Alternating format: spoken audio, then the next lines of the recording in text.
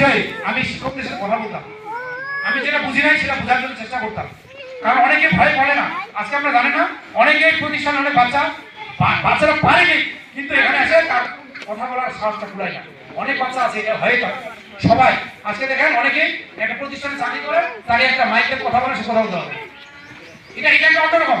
এই জন্য আমি মনে করি আপনারা বাচ্চাদের ব্যাপারে আপনি অবশ্যই আমাদের শিক্ষকদের সাথে কথা বলার চেষ্টা করবেন, নাম্বার আছে, ঠিক আছে না?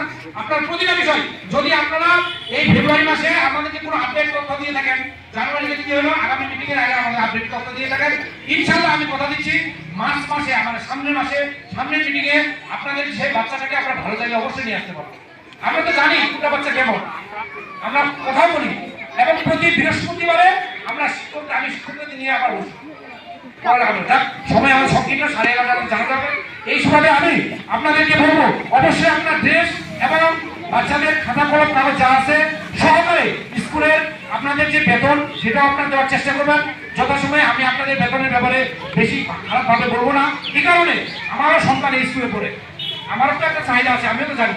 এই জন্য আপনারা চেষ্টা করবেন যেন আপনাদের অর্থ দিয়ে আমরা এই প্রতিষ্ঠানটাকে চালাতে পারি। আমাদের এই প্রতিষ্ঠানে 6 জন শিক্ষক রয়েছে, 6 জন শিক্ষক রয়েছে এই প্রতিষ্ঠানের আনুষঙ্গিক খরচ মাসে যে আমাদের হিসাব আছে, যদি আপনারা আমাদের সহযোগিতা সময় মতো করে দেন তাহলে আমরা ইনশাআল্লাহ এই প্রতিষ্ঠানটাকে আপনাদের কাছে ভালো ফল দিতে পারবো। এই পর্যায়ে আমি সংক্ষিপ্তকারী কথা বলার জন্য আহ্বান করছি। আমার